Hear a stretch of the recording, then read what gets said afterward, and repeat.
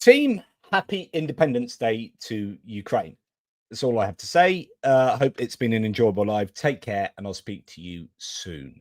Goodbye. Only joking. I am here for the long haul. How long will that haul be? We shall see. A fair bit to talk about, the usual sort of military aid stuff, some technical bits and pieces, as I'm sure you are used to by now. As technical as I get, you know, I am not an expert in these matters. I try and just communicate things to you. I aggregate information and synthesize it to some degree for you. Just looking over whether there is anything else to add into today's mix of things to talk about. I'm going to move on to a couple of geopolitical points towards the end because I don't have enough to make a whole geopolitical video. And just looking through some things, there's some quite interesting nuggets potentially that are coming out. Looks like Crimea is under attack at the moment. Lots of potential worry there for the locals. It looks a little bit like this. Preliminary target storms, shadow strikes, Crimean Bridge. You know, this has been going on for some hours. Warnings to get out of the sea, all that kind of stuff. Then Zelenskyy said earlier today that, in fact, I've got it here. He said something along the lines of, he announced good surprises for Russian forces in the Donbass, noting very positive results and promising more details from the military command soon. So that's quite piqued my interest. Zelenskyy has already said today that 3 villages in the Donetsk region, Zelenskyy High, which I talked about last night, Volodymyrivka, and Mikhailivka are under Ukrainian control. So you can see that the Ukrainians are trying hard to reestablish some kind of control over some of these areas around Pokrovsk. But it could be even more good news coming from Zelenskyy. Zelenskyy has announced that Zelenskyy will be releasing more details soon. And I think it's separate to those sort of claims there. Obviously, we know that the hydrocarbon infrastructure has been absolutely banjaxed in recent weeks. The Ukrainians are going to town on that. It's interesting. Tatragami says the current drone campaign appears more effective in both damage and impact than Ukraine's strikes in late 2024 and early 2025, which our team analysed with RFEIL.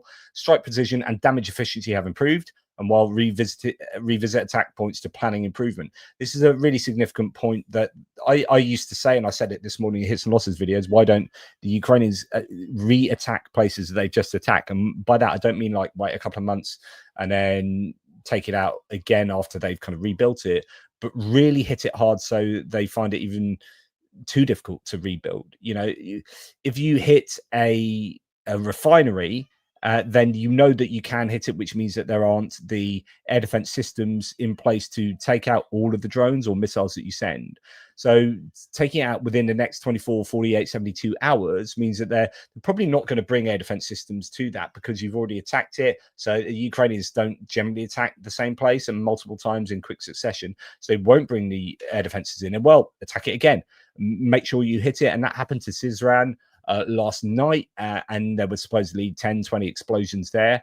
Now, although there's no oil in the refinery, so there are no big explosions of like flaming balls of fire, but they will have damaged critical machinery and processes there. That means that, you know, the Russians are going to find it even more difficult to deal with it, to fix it and whatnot. And of course, Ust-Luga today being hit. I said it was 1,500 kilometers away. I think that was, no report's getting it wrong. It's about 900 kilometers, I think, which is why they appear to be using a drone that looks a bit like the Shahed, I think a Harop drone or something, to hit Ust-Luga. And you can see, you know, drones flying there.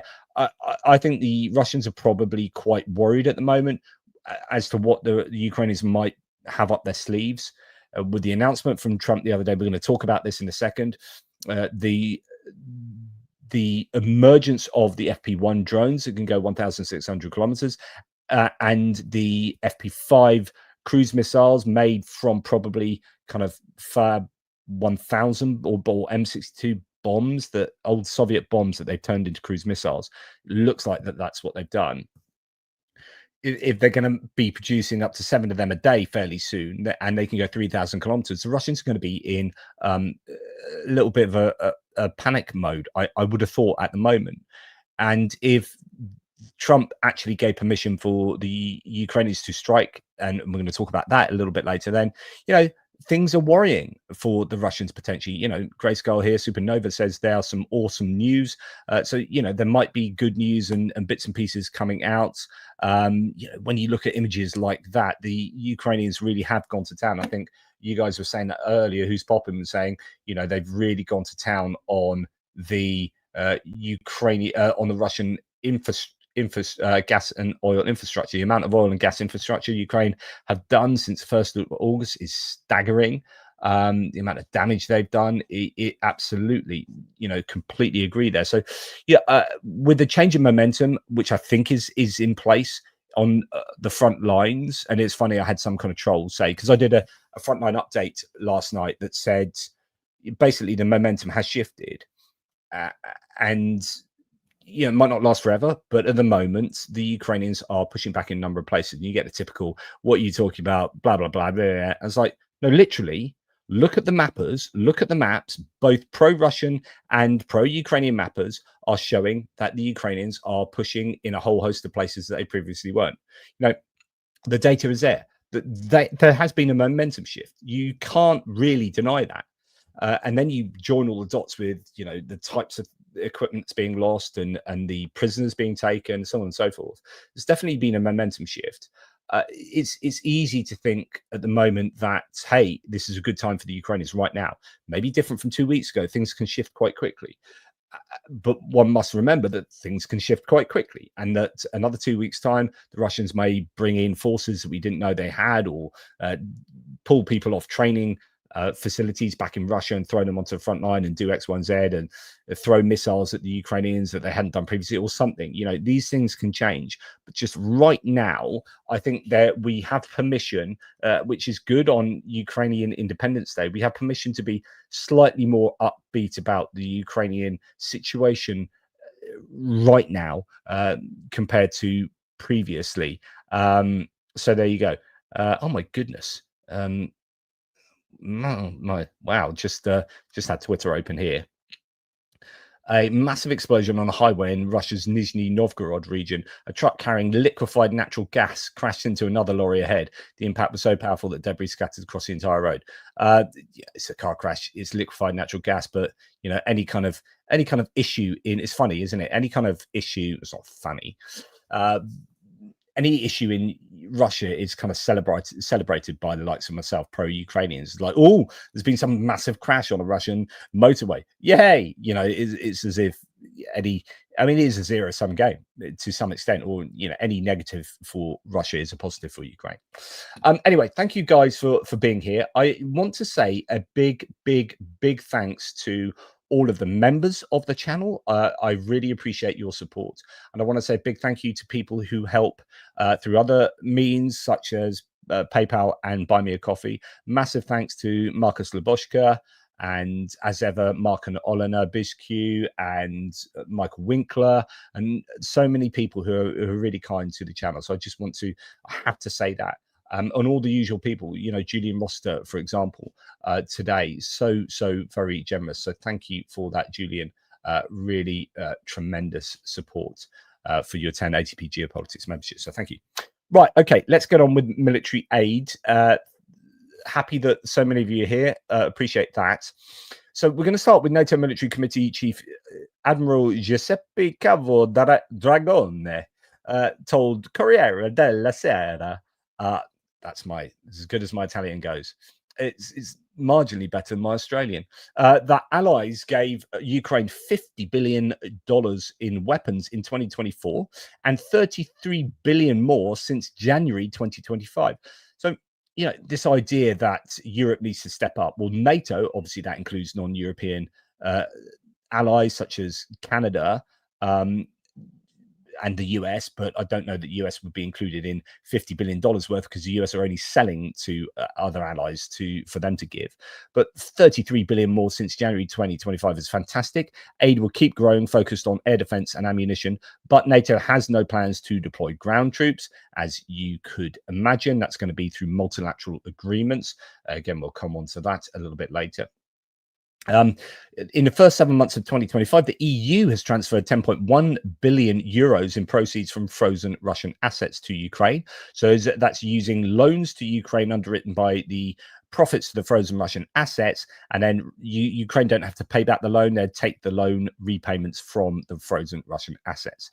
So that's really good news. The EU helping out, obviously, and then actually the EU has delivered over 4 billion euros to Ukraine ahead of Independence Day. They dispersed $4.7 billion or 4 billion euros in financial aid to Ukraine ahead of its 34th Independence Day, underscoring the bloc's continued support for Ukraine and Russia's ongoing invasion.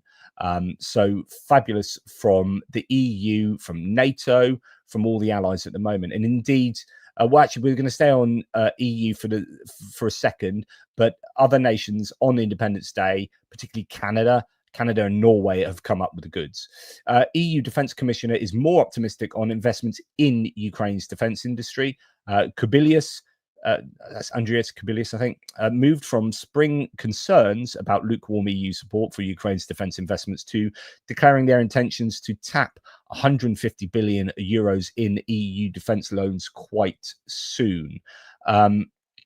So again, like all of this, together with all of these other things I've been talking about over the last few days, I am a little bit upbeat at the moment.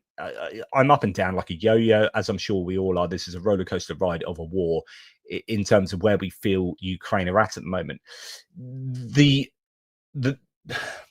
spanner in the works is the US, because we're never quite sure where Trump is at. I mean, it's really bloody frustrating because and again, you know, I've sidetracked myself with Trump, but actually just trying to get a sense of where Ukraine are at with military aid. If Trump had come out the gates pro-Ukraine from January the 21st, then imagine where Ukraine would be now. So all of this stuff that's happened, although you could argue that the EU, sorry, not EU, European and other allies like Canada have supported Ukraine even more so, precisely because Trump has gone and done a runner, right? So that's forced other nations to come to the fore, and it might not have happened if the US was continuing to do what it was doing previously. But imagine a kind of a both and, where all of NATO nations and the EU were providing military aid as they are at the moment, and the US were doing what they were doing, and both selling stuff and providing stuff. Like, you know, if everyone really put in the top dollar effort, then Ukraine could be in such an even more impressive position now. I'm not saying they're in a massively impressive position now, of course, but really, as positive as I feel right now, they would be in an even better position had the US still been dispersing presidential drawdown authority aid, still, you know, contracting other aid through USAI funding, so on and so forth. It's really frustrating. So Canada, so Mark Carney has gone to Ukraine today on Independence Day, and that's really significant. Is Karen Spennock from the viewership reached out today and said, look, she didn't reach out, said in the comment on the YouTube video earlier, look, I'm really proud that Carney has gone to Ukraine. Like, you know, he's got there, he's got to Ukraine, and he is showing solidarity with Ukraine on a really important day. This is a really big move. He's supposed to go to Germany. I think it's gone to Ukraine, and there is, you know, Canada has a massive diaspora community of Ukrainians. So I think this is a really nice move from Carney. And then to pledge $1 billion for drones, ammunition, armored vehicles for Ukraine. I presume that's Canadian dollars. So it's going to be slightly less than $1 billion US dollars, but armored vehicles, ammunition, drones. And again, this is where Canada's in a position to be able to provide quite a bit of certainly vehicular support, because they produce senators. You know, Rochelle has that whole range of senators now that they've developed over the course of the war. They can put in a load of orders for them, and then the LCAV, is it that big six-wheeled APC IFV type thing that I think the Canadians produce as well. There are options that they can lean into that will help their own economy and industry. So delivery is expected as early as September. So that's brilliant. We are in August 24th. So that is 1 week away, potentially, or at least, you know, 5 weeks away at most. They'll start getting stuff from Canada. So Mark Carney's announced that. Well done, Canada. Oh, Canada. And Who's Poppin' also says Canada has a very good intelligence service. What I'd love to know, like definitively, is what satellite intelligence and other kind of SIGINT intelligence and other types of intelligence that Ukraine gets from the US that is exclusive to the US. So there's a reason why everyone is still like relying on the US maintaining their position in supporting Ukraine, even though it's not overtly rhetorical or political. Underneath the bonnet, the US is doing a bunch of really important stuff. I'd love to know exactly what that is and exactly what it is that other nations cannot do that keeps the US being such an integral part of support for Ukraine. So, as well as Canada announcing what they've announced, Norway, and again, great to have Stephen Bandal in the chat and other, I'm sure, Norwegians. They are stepping up as well. They're providing air defense worth 7 billion kroner, $740 million to Ukraine.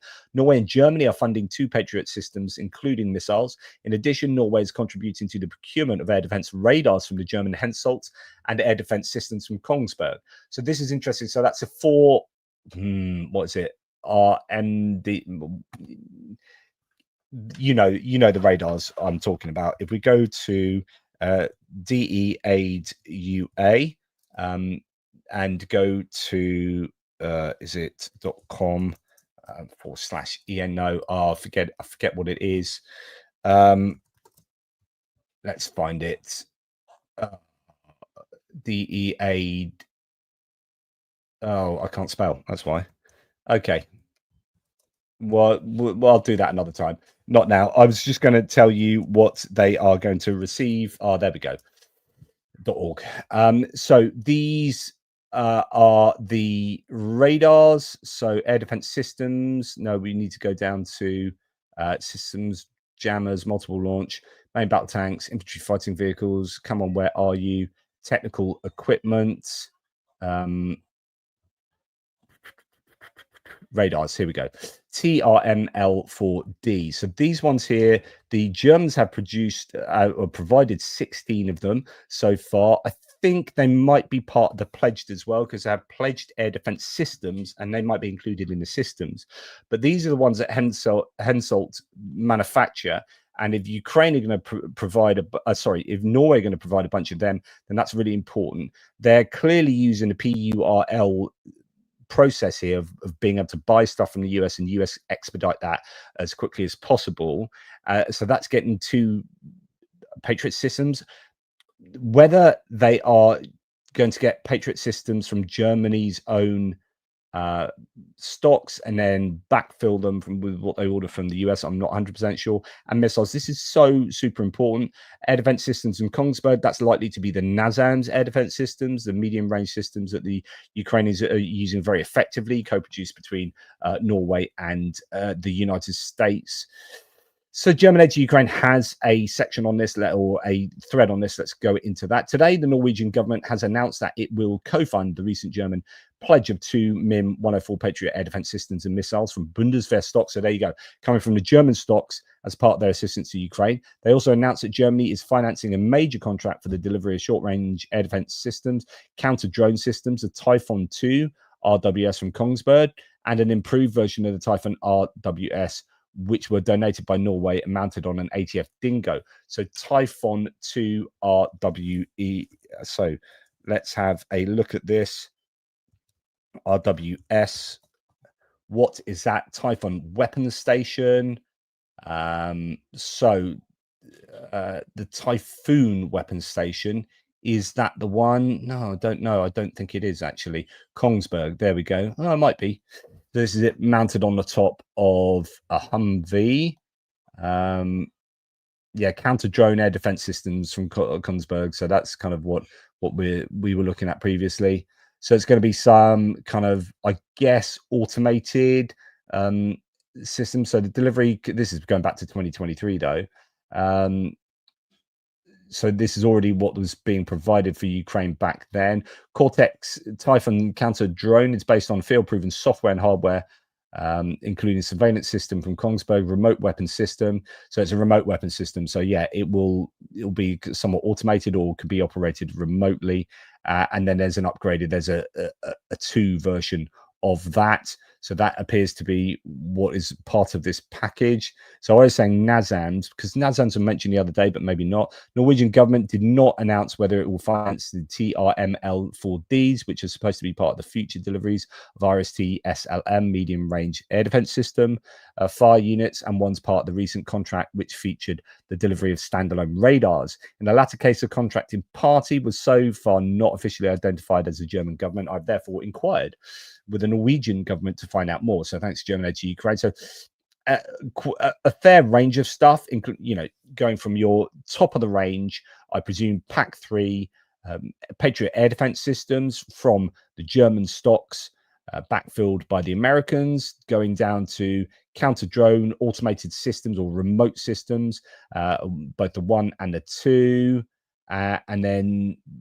TRML-4D possibly, as well as all the aforementioned. So good on Norway, as mentioned here, $700 million worth of kit for air defense systems and whatnot. So there you can go and find out. You can read the Norwegian government claims and statements there in Tim White's screen grabs. Then we have Sweden. So Ukraine and Sweden have agreed on joint defense production in both countries. So the localization can happen both in Ukraine and back in other cooperative nations. So in this case, Sweden will help finance building of stuff in Ukraine, and Ukraine will help get stuff built in Sweden. Obviously, if it's built in Sweden, for example, there's a safety element there, so it's less likely to be hit by missiles. Whereas Sweden builds stuff in Ukraine, they have to factor in the safety of employees, safety of the equipment. They don't want to lose equipment destroyed before it's being paid for or whatever. So yeah, it's kind of both and is important here. A letter of intent was signed by the defense ministries, and it paves the way for joint projects in the defense industry. Actually, they've also met, I think Shmihal also met with the Latvian defense minister, and Latvia's also involved with making an announcement as well in a similar vein, but I can't remember exactly what's going on there. Right, Zelenskyy wants Europe to pay the US $90 billion, not a lot, for weapons to Ukraine. It sounds very like wanty, but obviously this will be phrased in a much more diplomatic sense way. That we don't have ourselves, above all, planes and air defense, etc. We'll leave it at etc. for now. I love this, and this is a kind of strategic ambiguity, the vagueness that you really need to have, I think, at a time of war. So planes, air defense, etc. Oof, what could that etc. be? As he said in a briefing after the meeting earlier this week. But the one for me actually that piques my interest most is planes.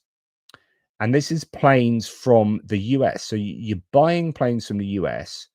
Will that be F-16s that are going to be phased out? Would it be something else? What is going on there? We've talked recently about the FA-18 Hornet. Actually, not the Super Hornet, but the older Hornet that Australians have got some that could be given, other nations as well. That could be an option. Certainly Gripen, I think, should have been, I'm sure that is planned in at the moment. The Swedes have already given a defense aid package that includes spare parts and training and whatnot for the Gripen. So it is definitely going to happen. The question is whether there are things happening under the radar at the moment, and they are getting trained on Gripen, and suddenly they'll turn up. But I would love to see Gripen. I'd love to see more F-16s. I'd love to see Hornets as well, and I would love to see more Mirage 2005Fs, because I think this is a game changer, as well as things like missiles and drones, long distance strike capabilities for the Ukrainians. I think guided glide bombs and the use of something like the Meteor rocket missile on a modern fighter plane like the Gripen. I don't know, they probably wouldn't get the newest Gripen. So, but do you know what I mean? Like, they need a range of capabilities for planes, but they just need a lot of planes because the Russians have the advantage in the use of guided glide bombs along the front line in a way that Ukrainians don't. They are using them, and they're using them really sensibly and effectively. There just aren't enough of them. So another 70 planes. I keep talking about that. It is so important. They need them. Now, we come to this weird situation whereby the other day, and I talked about this at length this morning, sorry to repeat myself, but we had the announcement on True Social from Trump that how can the Ukrainians hope to win if they're fighting with one hand tied behind their back? So, great sports team being asked not to go on offense but only fight on defense, is really stupid. I'm paraphrasing what he said. And the idea was that, Biden didn't let them use missiles deep into Russian territory. How can you expect them to win? And then he said, watch out for the coming weeks or interesting times ahead. I think he ended it with. And then people are trying to interpret this True Social post because it looked like well, of course, he's going to be slagging off Biden. Any excuse to slag off Biden, he'll take it. But really, it was to justify distant strikes into Russia with permission from the US, because you're saying Biden didn't allow this, Biden's a loser. So therefore, I am allowing it. And what it seemed to be was an announcement, like interesting times ahead, I'm sure, is ahead of this announcement. So the Wall Street Journal has announced that the US has approved the sale of 3,350 ERAM missiles to Ukraine. These have a range of 241 to 450 kilometers. It's an $850 million package, which mostly funded by European partners, could see deliveries begin within 6 weeks, pending final Pentagon approval. Now, what's interesting here is that these extended range attack munition air-launched missiles, or ERAMs, I think that's what Trump was getting excited about and announcing interesting times ahead, because he would have just signed this off. I'm fairly sure. I don't really know how the process works completely, but I'm pretty sure he would have to sign off big FMS, big foreign military sales orders, because this is sensitive stuff, etc., etc. So he would have signed these off and said, "Oh, now Ukraine are going to get 3,350 of these missiles through the PURL program." So again, they're buying from the US, being funded by other countries, and being expedited. Now, the ERAM has been developed specifically for the Ukrainians by the US. It's got a range of 463 kilometers, 227 kilogram warhead, so packs a fair punch. Its exact design remains unknown. Some analysts suggest it could be a modified PJ DAM or JSOW extended range, whatever they are. Or at the same time, US policy since 20, and this is where it starts getting interesting. So Trump said that on True Social the other night. I think because this was on the cards. But then NBC brought out an article that suggested, well, someone from the White House said, actually, that statement from Trump was misinterpreted, and it should be understood as a way of paving the way for the Ukrainians to give up territory and cede territory to the Russians, and that the Russians are going to prevail in the war, which is kind of weird because that's not what the Truth Social post stated. And I said the other night, I'm like, oh, this is really disappointing because it looks like a U-turn. But that U-turn didn't really make sense of the actual statement from, I don't know that you can interpret that way. So I was saying that Trump's done a U-turn, or at least not a U-turn, really. What he said was completely the opposite to what many people thought he said. But then when we find out that these ERAM missiles are going to Ukraine, then that initial True Social post makes much more sense in light of that. And the NBC interpretation from some unknown White House official, that makes no sense now. But then we heard this from the Wall Street Journal as well, that the Pentagon has been quietly blocking Ukraine's long-range missile strikes on Russia. So what's going on here? With Trump then says, hey, interesting times ahead, they're going to get 3,350 long-range missiles that we're going to sell them. And we're not going to sell them to Ukraine and then say, oh, by the way, you can't use them. So Trump's obviously saying, like, we're selling these to you guys. You guys can use them. You need to go on offense again. Whoop-de-woo. And that's all kind of good news. But then Wall Street Journal says the Pentagon has blocked Ukraine from using long-range missiles to strike inside Russia for months. A high-level unannounced Pentagon approval process has blocked Ukraine from using ATACMS against targets inside Russia since late spring. That also includes Storm Shadows. In at least one case, Ukraine tried to use ATACMS against a target inside Russia, but was rebuffed, two officials said. Elbridge Colby, and here's where we get to the point. And sorry to repeat myself from this morning, but I have long said that Donald Trump doesn't really know what's going on in his administration. And I'm not trying to have a go at Trump here. I'm actually trying to let Trump off the hook to a degree. Trump keeps saying, "Oh, I don't know anything about what you're talking about," when he's asked questions in press gaggles, and the journalists have to tell him what they're talking about because he's like, "I don't know anything about this." So he doesn't know what things are happening. So we know he's not getting briefings. He doesn't read. He doesn't get intelligence briefings, or he gets very, very few intelligence briefings. So therefore, all the information comes to him from people who curate that information around him, which means he's victim to what they are telling him. And if they're not telling him what people are doing in the rest of the administration, then Trump simply doesn't know. And Trump not only has a genuinely ignorant, I don't mean that pejoratively, I mean that technically, he is ignorant of like the historical context of the Ukraine-Russia war, the cultural context of Ukraine, and the geography of Ukraine. Like, if you were to ask him about where these cities are in Ukraine, he wouldn't know. If you were to, like, he keeps talking about like spires being blown up and the whole of Ukraine being in rubbleized cities. It's like, no, that's happening over here and there, but it's not the whole of Ukraine. So he has a fundamental ignorance, but he has no way of gaining that knowledge without actually doing the requisite reading. If he's not doing the reading, then he's just victim to whatever people tell him. And, he's not sitting down and getting lectures on the history of Ukraine and Russia. But he's also not knowing what his department heads, or, his secretaries, or the undersecretaries, or the deputy policy people are doing in each of these departments.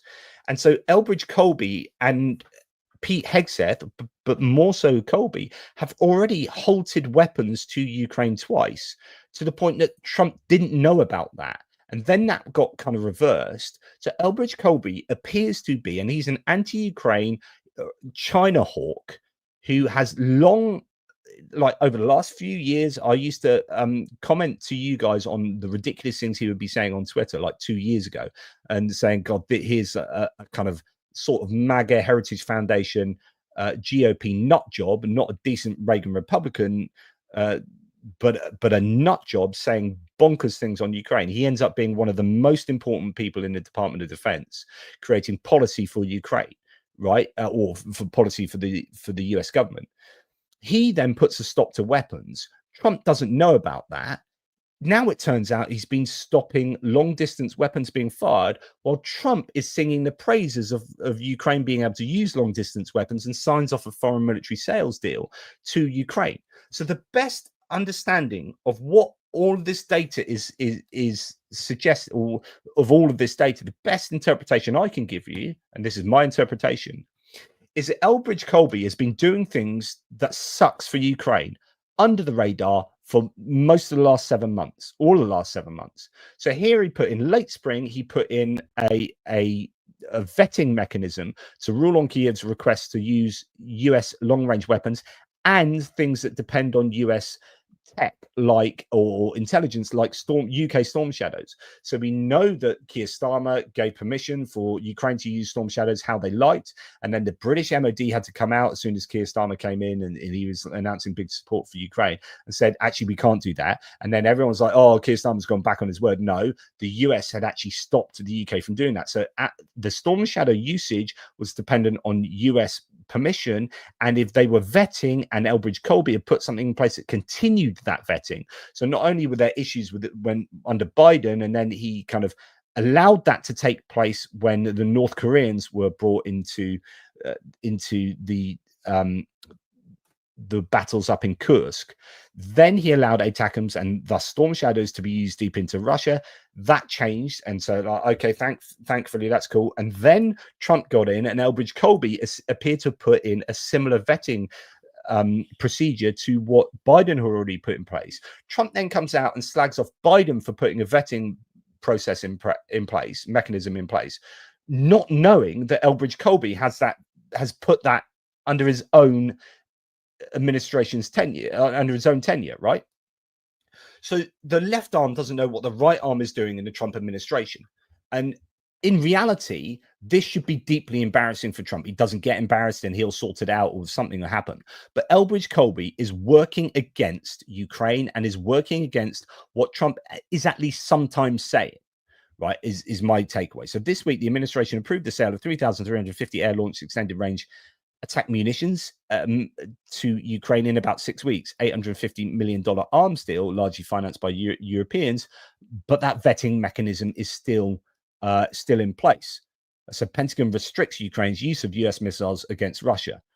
Now, Zelenskyy has come out then today and responded to this hot mess. And the Wall Street Journal article, quote, Ukraine uses its own weapons to strike Russia. We haven't been discussing such issues with the US lately, which is probably correct and a diplomatic way of saying, actually, we've hardly got any ATACMS left.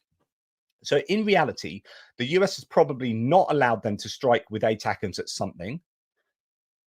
They've got a bit annoyed, but then used their own drones to do the similar thing. So this is why it's been so important for Ukraine to develop their own indigenous tech and long distance strike capabilities so that they don't have to rely on the US to give them permission to do X, Y, and Z. So he's saying, actually, it's not been an issue. We haven't been discussing this recently. Ukraine uses its own weapons. However, you can probably, I think, assume here that there has been an issue, and it would they would probably like it to be resolved, and surely it will be resolved if the US is selling them 3,350 of those bad boys. Okay, so that's the end of that. Right. Yeah, Vigo, I would agree. Chaos as usual. It is chaotic because honestly, like if you don't know what your administration is doing, so the problem with Trump is he doesn't really have an ideology. So the ideology exists of all the people underneath him. They are the Heritage Foundation people. They will Trump out. Trump then fires his mouth off and then does things kind of unilaterally, and that goes against the ideology of the broader administration, including people like JD Vance. So JD Vance is ensconced in the Heritage Foundation kind of thinking. He's part of the tech authoritarianism movement of people like Peter Thiel, Mark Andreessen, Elon Musk, so on and so forth. And I think that's really that's the ideology of the American government. Stephen Miller, what he's doing with ICE at the moment, all that stuff, that's the core of the American government. Trump is like the figurehead at the top who's actually vacuous of ideology, gets filled up with ideology by the people around him, says what they want him to say, but quite often says things opposite because it's not coming from a position of knowledge of policy and ideology. It's coming from his own head, and he's kind of unprepared. And he's like, yeah, you should be allowed to shoot missiles into Russia. Meanwhile, Elbridge Colby is saying, no, you shouldn't be able to shoot missiles into Russia. And then Elbridge Colby has to change the ideology of the White House because Trump's already said it in public, and Trump goes back and says, stop embarrassing me, I've just said this in public, I've just sold them this stuff, and then you're doing stuff against this, and you have that just chaos. Right.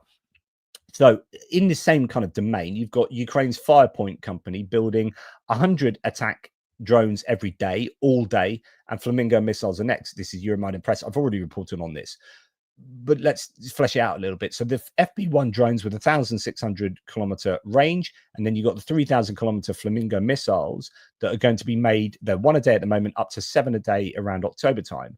One factory alone will turn out 36,000 drones this year, more than Zelenskyy's 30,000 goal. This is precisely what Ukraine wants and what they need. This is the key. These are game changers. So add, 70 planes. Thank you very much. I know that's not going to happen, but this is going to happen. And this is happening now. And, Russia Russia will be paying attention, but the problem is it will be escalatory, and Russia will just end up rattling their nuclear saber, and there was no surprise. Oh, I meant to have this. Oh, I forgot this. I had this link. So did I tell you this? So the other day, after they announced this, Vladimir Putin went and visited a nuclear facility. And whenever he goes and visits places, like he went to that fish oil factory just before he went to Alaska, and that was to say Alaska's not that important. This is all like irrelevant. I'm going to go to a fish oil factory. Meanwhile, Trump's like bigging up the meeting in Alaska. This is the greatest thing since sliced bread. And Putin's like, nah, fish oil.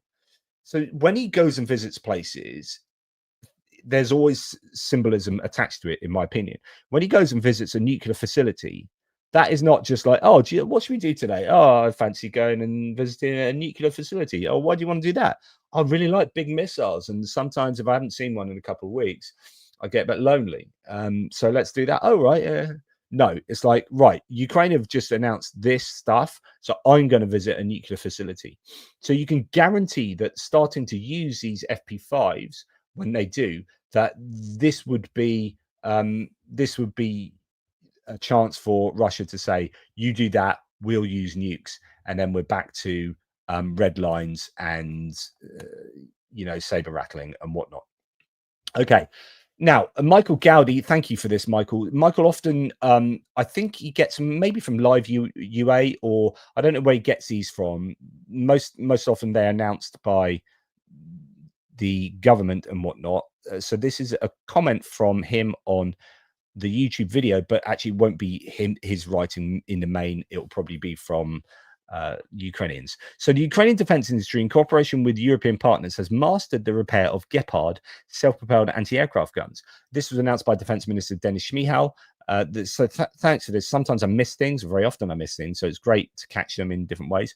The statement was made during a meeting with the delegation from KNDS. So I did report that KNDS Deutschland, a German concern, although they've got elements throughout Europe, they met with the Ukrainians, and they're going to be doing cooperation and localized manufacturing. So headed by CEO Ralph Kurtzel. KNDS is a leading arms manufacturer whose products have already proven effective on the battlefield. The delegation's focused on strengthening industrial cooperation. Ukraine's defense ministry is working to launch repair and service hubs for the rapid restoration and maintenance of weapons. The company plans to develop a network of centers for the repair of heavy equipment in Ukraine. As part of this cooperation, the first 3 Gepards have already been repaired. This is absolutely fantastic. What you don't want to do is have to send Gepards back to Germany. You had this with the Leopard tanks, had this with the Panzerhaubitze 2000s. What you need is repair facilities within Ukraine rather than Poland or Germany or Lithuania or whatever. It's all about efficiency and maybe supporting Ukrainian jobs as well. As part of this cooperation, the first 3 Gepards have been repaired already. Today, Gepard is one of the key anti-aircraft gun systems in Ukraine's air defense, and these self-propelled systems play a crucial role in protecting cities and strategic facilities from attacks by Russian Shahed kamikaze drones and cruise missiles launched from Russia and the occupied regions. And as an aside, Ukraine have developed mobile garages. This will be Michael speaking. Mobile garages that can obviously go to a broken down vehicle and either repair it where it is or tow it to a safer place. Things like jeeps, not tanks. So there are provisions that Ukraine is developing so that they get much quicker, much more efficient repairs done to their equipment. Right. So I told you this morning, and I said, look, this is very clever of Ukraine. Ukraine invited Keith Kellogg, who is the special envoy from the US to Ukraine, and Mark Burns, who's a pastor, a religious spiritual advisor to Trump. They invited them to Ukraine and gave them, in a ceremony in the sunshine in Kiev, they gave them the Order of Merit 3rd degree. So they've given them a medal, which is really clever. This is very easy for Ukraine to give people medals. We see Chechnya doing this all the time, with Ramzan Kadyrov giving himself medals and his family medals. But actually, what this serves to do is invigorate these people who are already staunch, rhetorically speaking, defenders of Ukraine. Now, Mark Burns was not a defender of Ukraine, and he had a road to Damascus moment, came to Ukraine, changed his position on Ukraine, went back, and has been this huge and very public advocate for Ukraine in the domain of religious Republicans. That is super important because that's the sort of domain, the MAGA super Christian nationalist or super Christian conservative demographic. These are the people who are often less supportive of Ukraine. So you need key supporters there. So giving Mark Burns a medal is an really simple way of getting him to be super excited to go back and shout about how cool Ukraine is. And giving Keith Kellogg a medal is a way of saying, thank you very much for doing this. Please continue to do this. It's about keeping the advocacy going. We don't need medals because we are tireless in our support for Ukraine, and long will that continue. But I think for public figures like this is important. And so anyway, that's the context to this. They've given another one to Paul Jonsson, who is Sweden's defense minister. So Ukraine's defense minister, Dennis Shmyhal, thanked Johnson for the transfer of these two ASC 890 radar reconnaissance and control aircraft, which offer a huge range, as shown in the figure. Right. So, okay, here's the range of these aircraft. That's why they're bloody important, right? You get some of these flying around and you can go really far, and then you can start using missiles that can shoot down aircraft within that range, actually into Russia. So this is a real issue for Russia. Now, why am I talking about this? Well, military aid, they've given these already.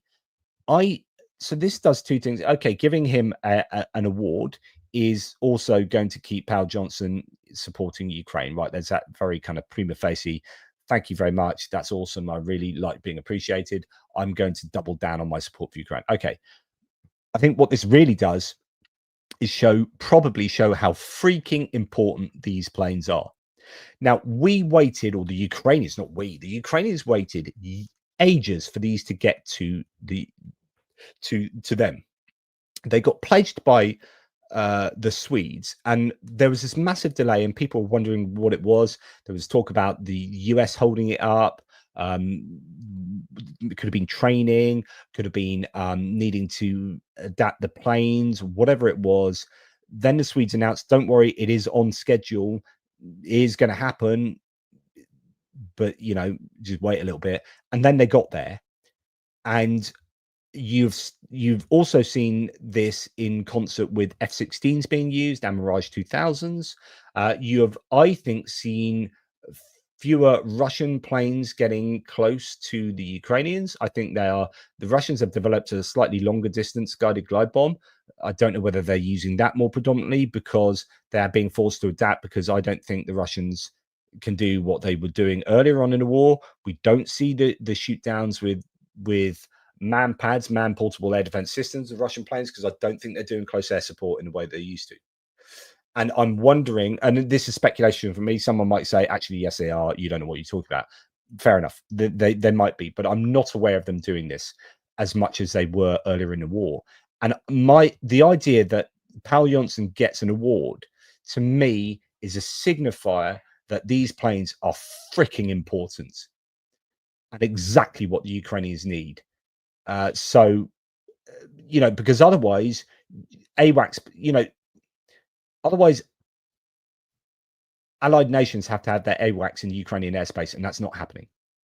That's simply not happening. So what you get is AWACS from, say, like the wedge tails and the rivet joints from the UK and the American ones. They operate in the Black Sea, right? And they help the Ukrainians out with air defense by operating within, say, Romania and maybe Moldova, and that gives them a certain kind of range, but they can't operate within Ukraine. So Ukraine being given those planes and Ukraine using them within Ukraine so that they can then push that radar coverage really deep into Russian territory is so freaking vital. Anyway, there's a lot of me waffling on to say an award to Paul Jonsson, I think, is very, very important and emblematic. Well, not emblematic, it's reflective of the importance of those planes. Right. So some I overanalyze things maybe, and sometimes I focus on the little things, but I think the little things, like I keep saying, give us a window into the bigger things, and hopefully that's the case there. Now, no reports here saying Trump's behind the scenes. So now we're going on to security guarantees a little bit. Not too much. I mean, I've given you an awful lot of information on the emerging security guarantees details. There aren't too many robust details because it's very dynamic. And there are nations that are like, yeah, we want to help. And you're thinking, right, that means there's going to be troops on the ground from that nation. Then eventually they're like, oh, no, we're not going to put troops on the ground. We're going to give you airplanes or naval maritime support or whatever.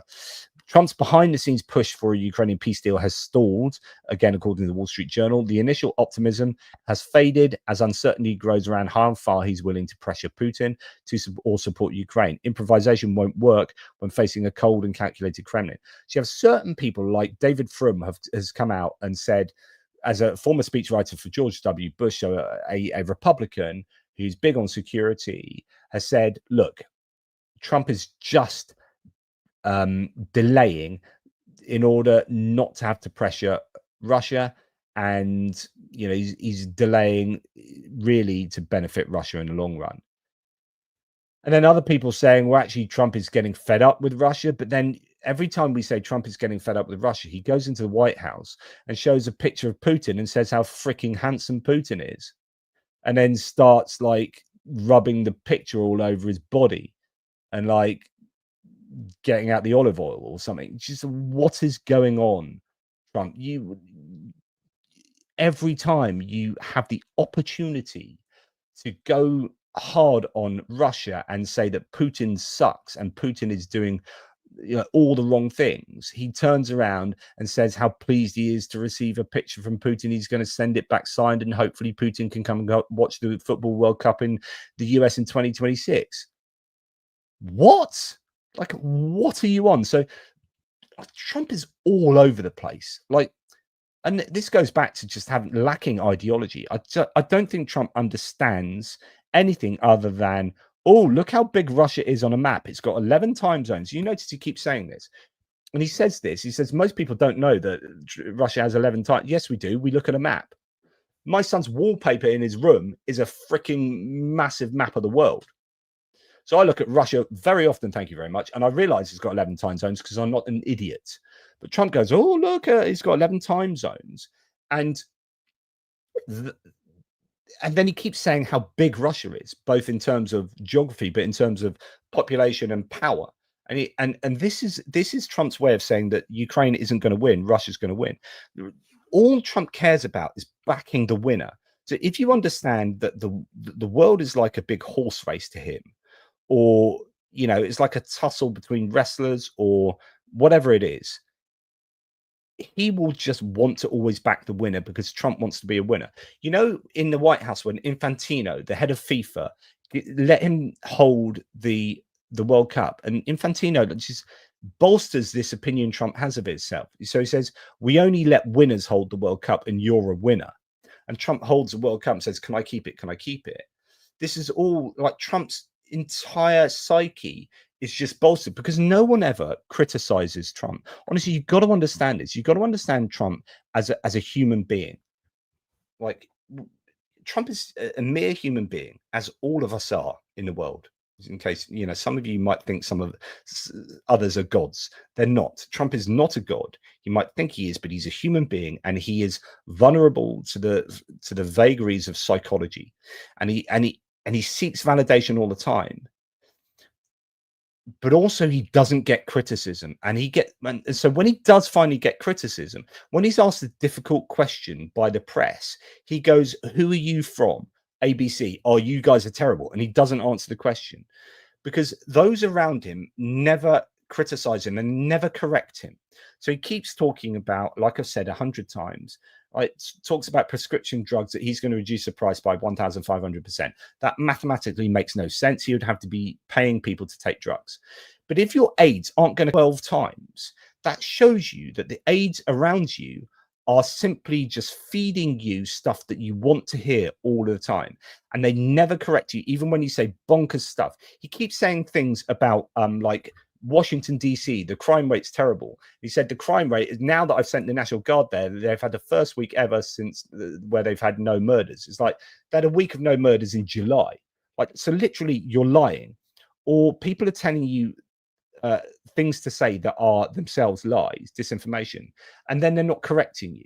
So he comes out and says this. He says other things about Washington that are just absolutely not true. He talks about crime figures that are false, but no one in the administration corrects him. There's no, like, so the whole of the I guess ideology of this Trump administration is like, facts don't matter, truth doesn't matter, we generate the truth, and as long as we assert it often enough and confidently enough, that's all that matters. We never have to. So Trump was who was it? Roy Cohn was a lawyer that Trump was his protege when he was growing up, and Roy Cohn taught him never to apologize and never to admit you're wrong, right? And if you understand that that's how Trump was brought up, then you understand that that's what he's doing now. It's really important to understand Trump as a human, as a psychological being, because then you just understand how the administration works and how he works and how he goes about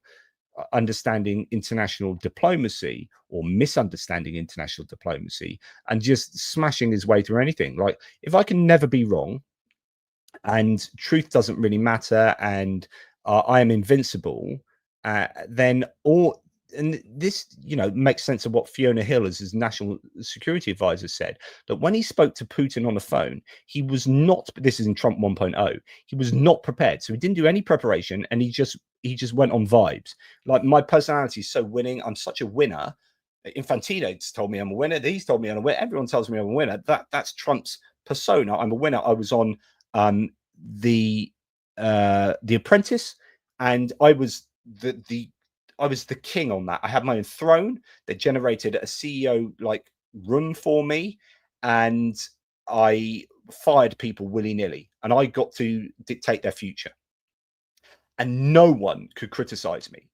So I remember I've told you this before, but the NBC producer of The Apprentice was interviewed like 6 months ago, a year ago. He said, we created this monster. We were responsible for this. Like, we created this idea of him being a dictator.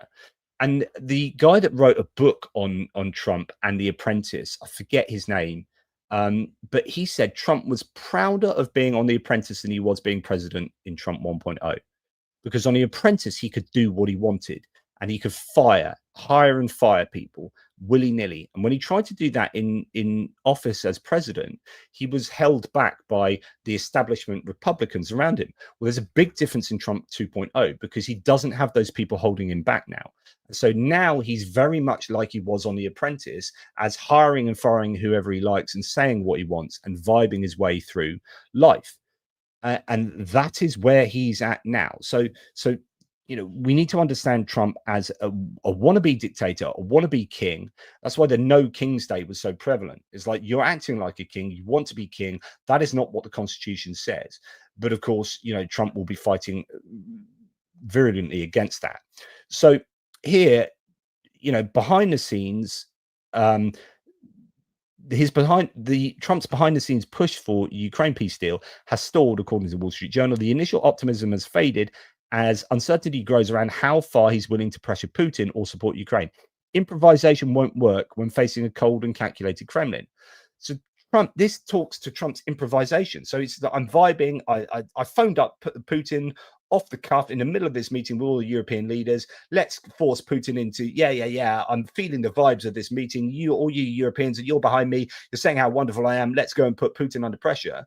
Then all those Europeans go. And then all the people around Trump are like your JD Vances and your kind of pro-Putin people. Then he goes to this default anti-Ukraine and much more like pro-Russian position. And it takes like half of Europe to come to the White House to get him to change, or it takes him to go out of the White House to, whether it be the Basilica in the Vatican or whether it be the NATO summit or wherever, he goes to these places where he isn't surrounded by that framework. And then he gets the recency bias, so he has no set ideology, no knowledge of this stuff. So it's filled up by, his brain is filled up by people around him, in that case, NATO people. Then he's like, yeah, okay, NATO's cool. You guys are really good. You really love your country. And he's like, yeah, Ukraine, let's support Ukraine. And then he goes back to the White House. And then a couple of weeks later, he's back to the same old thing. But the Kremlin operates on a completely different rubric, which is like, you know, they're prepared, and it's a KGB, and they've been working on this for 70 years. And this is all part of Putin's, you know, imperialistic agenda and plan. Whereas Trump doesn't really have a plan other than he loves tariffs, and he doesn't really like Ukraine, and he likes strong people like Putin, because Putin can do to his country what Trump could do to his employees in The Apprentice. And if Putin can do that, and Kim Jong-un can do that, and Xi Jinping can do that, and Jair Bolsonaro could do that, and Viktor Orban can do that, why can't I do that? What's holding me back? Well, establishment Republican politicians, get rid of them. Let's get the Heritage Foundation MAGA lot in. Job done. What else is holding me back? The rule of law in the United States. Well, let's try and tweak that, and let's get rid of habeas corpus, and let's blah, blah, blah. What else is holding me back? The press that's holding me to account, let's get rid of them. The press corps is now only going to be full of people who ask softball questions, and we're going to get right-wing influencers in the press corps. And when I do press gaggles out here, there'll be absolutely no mainstream media, and there'll all be people that ask me nice questions. And whenever I get asked a difficult question, I just say, you're from ABC News and you're from CNN. I hate you. You're rubbish. And then won't answer the question. And what else holds us back? Well, the rule of law. Well, if we can control ICE. So then you've had, you know, Steve Bannon coming out recently saying we expect ICE to be at the ballot boxes in the next election. What? So ICE are now acting like your own personal internal security services, and you're expecting ICE to be at the freaking voting booths. Holy crap, this is like authoritarianism. But you know, all of this is fitting together. Like I am supremely confident that my analysis of where the United States is and where it's going and how it fits in with Ukraine is pretty accurate. Like all the data is supporting this at the moment. And I know many of you will be like, oh, you got Trump derangement syndrome. No, I put that back on you. Anyone that accuses me of Trump derangement syndrome has Trump deification syndrome. So you've put Trump on a pedestal where it's blasphemous to criticize Trump. And if you can't criticize him, then you are inoculating yourself from ever seeing Trump in a different light. And that is Trump deification syndrome. So I just throw it back at anyone that accuses me of TDS. You know, go and take a long walk with a short pier. Anyway, China has signaled readiness to send troops, talking about security guarantees, to Ukraine as part of a peacekeeping mission, but only under a UN mandate, according to EU diplomats cited by Welt am Sonntag. So that's interesting. Chinese sending troops there. I don't think that's going to be good for Ukraine. Ukraine will want to stay well away from that. Turkey is ready to send troops to Ukraine as part of a security guarantee, but Ukraine's ambassador to Turkey, Narim Jayal, said Ankara, so the capital of Turkey, also confirmed its willingness to join Black Sea demining efforts and consider participating in humanitarian demining on land. That would be very useful. Certainly, their assistance in the Black Sea to demine would be beneficial to Turkey as much as it would be to anyone else, because Turkey really wants the Black Sea to be very, very vibrant. It needs it for tourism as much as actually for the ports. Well, more so probably for the ports on the northern coastline of Turkey. So, you know, they have a vested interest in demining the Black Sea. Then we hear, China ready to send peacekeepers. Sorry, I've doubled that one up. European officials face a dilemma over China's conditional offer, with some viewing Beijing's UN mandate requirement as both an opportunity and a potential espionage risk. And then more emerges all the time on that subject of security guarantees. Now, as far as Russia's concerned, with regard to military aid and whatnot, Russia is recruiting South African women, I've reported this previously, to work at Yelabuga drone factory. South African authorities have launched an investigation, according to Bloomberg. This is not new per se, as in African women have been drafted into work there. That was reported several years ago. I remember reading your Chris O'Wiki thread on exactly that from, like, I don't know, it may have even been as early 2023 or something. May even be 2022. So they were trying to get African workers then, probably aligned with or correlated with, caused by the labor shortage, sending all your people off to war. They also use young 17-year-old, like the Yellow Booger is set up in concert with a local college, and so they get, it sounds a bit like a sweatshop, but your local young kind of 17, 18-year-olds working on whatever apprenticeships, learning in college. And by the way, your project today is making a Shahed drone. And so they're also involved in manufacturing there. In January, BRICS Student Commission began distributing job advertisements for girls aged between 18 and 22 in construction and service sector at Yellow Booger there. So that is happening. Recruitment is also being promoted via Instagram and TikTok. Up to 90% of recruited employees work on the assembly of Shahed drones, the Shahed 136. Housing is being built in the Yellow Booger for tens of thousands of new workers, which, according to analysts, is associated with the expansion of military production. So it is rather a worry up there in Yellow Booger. Right. So before we go on to some random other stuff, I've already peppered this military aid video with talk of geopolitics, and is not too often to get away from speaking about Trump. So I want to say thanks to a bunch of you guys. Lag Monster just got my Jiggers Paul t-shirt yesterday. Perfect apparel for Ukrainian Independence Day. That's absolutely brilliant. I didn't know they had a t-shirt, so that's I should look into that. Glory and victory for Ukraine, Slava Ukraini. Of course, it's Independence Day. I've already said thank you very much to Julian Rossiter, but always worth saying thank you again. Stephen Bendel from Norway, gratuitous on Independence Day. Slava Ukraini, thank you for your Norwegian love there, my man. BME says a little towards a Yorkshire tea for you, Jonathan. Slava Ukraini, I do like my Yorkshire tea. I drink nothing else but, although I was on holiday recently and had to have Twining's English breakfast tea, which was just a very poor second best to Yorkshire tea. Let's face it, you know, one shouldn't have to suffer like that. Richard Bennett gifting 5 ATP Geopolitics memberships. Thanks, dude. Really appreciate that, mate.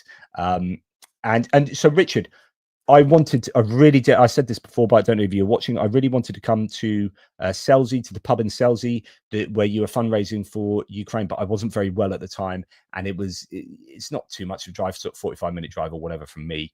But I didn't make it, and I really wanted to, and I just want to apologize to you because I'd love to have done that. Hit me up next time you do something like that, if you do, and I will try my best. As long as there's a pint involved, I'll be there. Joe Hales, thank you for your support. Really appreciate it. The sooner we realize that Trump will never go against his boyfriend, the better. Europe and the other supporters should tariff them, or EUers, I don't know. Anyway, Europe and others should tariff them and use those funds to fuel Ukraine, to help Ukrainians. Well, so I mean, here's the thing, though. The dilemma for the Europeans is that if you criticize the US, then Trump would go against you. He's retributive, and he holds a grudge, and he will go against the EU. So the EU have to keep him on side, or Europe has to keep him on side, and that's unfortunately. I've had a whole video on this where I've talked about like the morality of having to shine Trump's boots, which you don't like, because it brings about Trump being on Ukraine's side, which you do like. And it's that consequentialist ethics, isn't it? You know, you take a hit for a greater good. But thank you, Joe. Really appreciate your support. Mark Bisky, I mentioned you earlier at the top end, and I thanked you explicitly for your continued support. You and Olena are wonderful humans. We will nominate you for a medal of your own, JP. Olena and I don't know if we would have managed during this war without you. Oh, mate, you're going to bring me to tears. Your channel and your community. Thank you. Thank you, Mark, and thank you, Olena. You are wonderful humans, and it's about time I put on my Vishivanka and got my partner to wear, I forget the Ukrainian term for the scarf there, but thank you for Mark and Olena for providing those wonderful pieces of apparel. That Vishivanka it's beautiful. So I really appreciate that, mate. Right, let us get back to Richard, so you didn't make the day yourself, but I made sure they had a generous donation from me. Liz of the NFFU said they raised £2,500 that day. Oh wow! Well, look, if they do next time, let's both go and let's really put the effort in. So that's awesome stuff. I would have turned up asking for Richard Bennett, and they would have said he's not here. Who the hell are you? And I'd be like, okay, I'll have a pint, please. And here's some support. Yeah, so let's do that, man.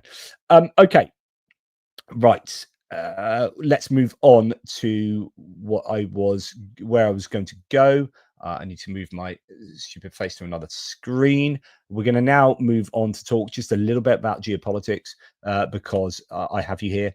So Zelenskyy has announced good surprises. I said this at the top of the video. Good surprises, very positive results in the Donbass. I wonder if that has been anything has been announced since then, because that was at the top end of this video.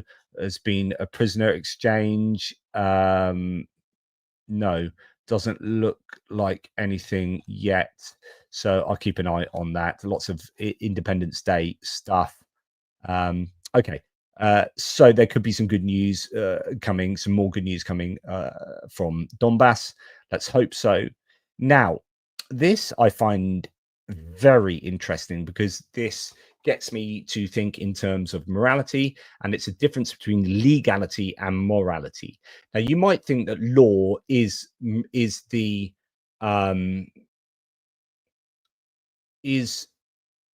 codification of morality, and it is. So law is a codification of how we want to morally act and how we think things should happen normatively, which is to say that in society you shouldn't do this, so we're going to make a law saying that you can't do that. Things about laws is they are often broad stroke applications of morality that don't take into account contexts, and they certainly don't really take into account what's called moral consequentialism. Sorry, I keep talking about this. Consequentialism is that you have this negative here, but it brings about something positive, and that positive outcome is what defines the act of doing that. So it ends up being morally good because we did it intending for this positive outcome at the end, but what we did here was actually quite negative. Now, law doesn't really take that into account. So, for example, if I said, like, I'm going to murder someone, right? And I'm murdering that person, say Hitler, right? So I'm going to murder Hitler. Imagine I had a time machine. I murdered Hitler when he is 25, and then Second World War didn't happen. And you'd be like, that's amazing. Like, so that horrific set of events didn't take place. So you did this murder, which is morally bad in and of itself, out the context, but the context of it bringing about this greater good makes it a morally good thing if you employ consequentialism. But the law will say, yeah, but you've murdered that person, so you still murdered a human, right? So we're not going to like give you a medal for murdering a human. You've murdered a human, and therefore you have to do time for doing that crime. Now, it may affect the sentencing, so sentencing can get affected by the context, right? So I might get minimum sentencing for that murder, but the law doesn't see that it's morally good that I murdered that person, so so therefore I get a reward for it. I actually get a punishment for it. So there is what I'm trying to say is there's a difference between morality and legality. So we can say that was morally good but legally bad. Do you know what I mean? So why that's so important to discuss here is that's perfectly encapsulates the dilemma we have if the Ukrainians were involved in the bombing of the Nordstream pipeline. So we understand that Italians have arrested a Ukrainian after German investigations have said that maybe he was involved in the bombing of the Nord Stream pipelines. So at least now we're understanding the German investigators have said at least 4 bombs weighing 14 to 27 kilograms each were used to destroy Nord Stream pipelines in 2022. The attackers used military-grade RDX and HMX explosives with delayed action detonators placed 70 to 80 meters underwater. Nord Stream gas pipelines carried Russian gas to Germany, so the aim was allegedly designed to cut off a major source of funding for Russia's war against Ukraine. A Ukrainian suspect, Serhiy Kuznetsov, a former security service employee and retired military captain, was arrested at an Italian beach resort, where he was vacationing with his family on the 20th of August. If I had been actually someone who had done that, I wouldn't be vacationing for a very long time outside of Ukraine. I'll be taking my vacations to Odessa. Thank you very much. German prosecutors believe Kuznetsov coordinated a 6-person team aboard the sailing yacht Andromeda That included a skipper, 4 divers, and an explosives expert in the September 2020 operation. Kuznetsov faces up to 15 years in prison. So here's the thing. How do we, as onlookers, interpret what happened with the Nord Stream pipeline? Now, let's assume that for the sake of argument, let's assume the Ukrainians blew up the Nord Stream pipeline. The thing is, this is a German, they didn't have the right to do that as far as like a legal right to do that. So this is breaking the law. This is breaking international law, breaking German law. They've gone and blown up. I mean, this is sabotage. This is hybrid warfare. They've blown up a German pipeline. Now, and they've caused all sorts of problems for German importing of hydrocarbons. But on the other hand, this was brilliant because it stopped Russia being able to export hydrocarbons to Germany and forces Germany to wean themselves off of Russian hydrocarbons. It wasn't being used at the time, admittedly, but you can see the problem here. So you have the legal argument and then you have the moral argument. So we can build up a case that what Ukraine did here was morally correct, was morally right, but was legally wrong. And how does that then make the German government feel? How does that make German people feel? So some Germans might go, oh, I'm glad they did that. Whereas other Germans would be like, you complete bastards, you can't come and blow our stuff up in Germany. And so there will be, so what you will find generally, because we are psychological, people at the end of the day, is you will find that if you like Ukraine, you will forgive them for doing that. And if you don't like Ukraine, you will hold it against them. So if you are AfD, pro-Russian, anti-Ukrainian, a German from Eastern Germany, for example, you'll be like, I told you, Ukrainians are bastards. And if you're someone like German Aid to Ukraine, as someone who works tirelessly in support of Ukraine and understand, he might go, well, actually, that was all right. I don't mind that. I understand the legal ramifications and the difficulties here, but on balance, it was actually good that they did that. Do you know what I mean? So it's entirely, I think, going to run along the lines of how you already feel about Ukraine. And this is what we often do as humans, is we post hoc rationalized. So we rationalize things as a kind of after the fact, and we rationalize it to fit into our moral understanding and our political understanding of the world. And if we want to support Ukraine, we'll justify this event in light of that. So my opinion is that you can justify this morally, but you can't justify it legally. But that doesn't mean it was a wrong thing to do. But what this does do is it presents a real political headache for Ukraine. What Ukraine would love to have happened here if they had done this, and again, there's still ifs and buts, and investigation is still ongoing. So I'm assuming an awful lot here, but I just want to play around with the ideas. If Ukraine had done this, then the perfect situation would have been that there was enough ambiguity that no one could ever pin it on Ukraine. And that just went on ad infinitum. But if there's now evidence that really does suggest that Ukraine did do it, then this is a political minefield for Ukraine, because now they have to navigate this. They have to admit that they did order this to happen, and that this was a piece of sovereign territory, or I don't know if it was international waters, but the pipeline wasn't theirs. It was kind of German-Russian pipeline. We've blown this up. Yeah, how do we deal with this on the international stage? And that is really, really difficult. Sorry to have gone into that with a bit probably too much depth, but I think we do need to understand these nuances to be able to have a proper understanding of what's going on there. So I hope that's been useful. And that's not to say I'm correct at all either. And again, so going back to morality, though, consequentialism is not a morals value system that everyone adheres to either. So, if you are a deontologist who adheres to a Kantian understanding of categorical imperatives, then this is just wrong. It's wrong, wrong, wrong. And therefore, the Ukrainians shouldn't have done it, type thing. So, depends how you understand the world. Right. We hear that Danish authorities have warned 135 companies, including paint group Flöger, about the risk of violating EU sanctions by exporting goods to third countries where products can be redirected to Russia. Police are investigating possible breaches. Yes, Denmark. This is what we want to see, which is going hard on entities who export.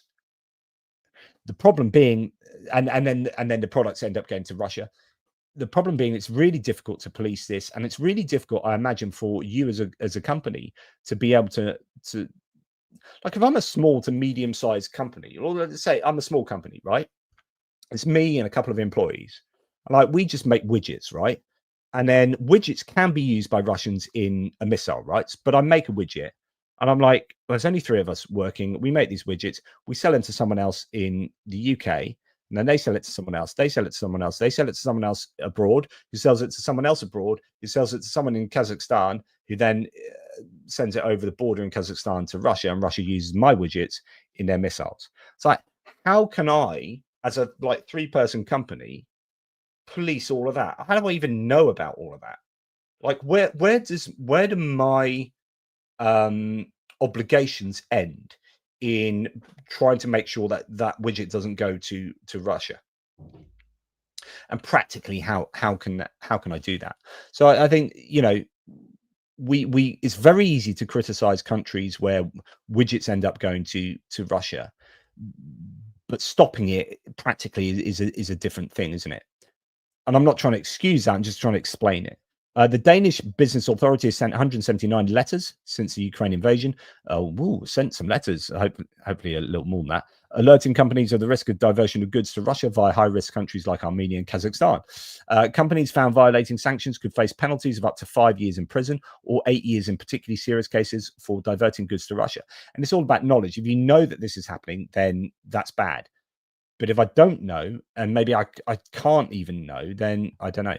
While the letters do not accuse companies of wrongdoing, the business authority emphasizes that it's ultimately the company's responsibility to ensure sanctioned products don't reach Russia, even indirectly. DR Nyheda obtained a letter sent to Fleuger dated August 8th last year. The outlet did not gain access to the letters sent to other companies or their names. The acquisition of Fleuger's letter gives an insight into the Danish Business Authority's warnings. So there you go. Says Geo Insider.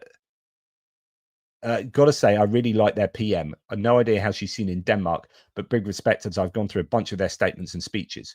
Interesting little observation tagged at the end there. So what do Danish people think of Mette Frederiksen as a leader? She's certainly been very strong on supporting Ukraine, hasn't she? Now, I reported this morning. Yeah, strongly worded letters.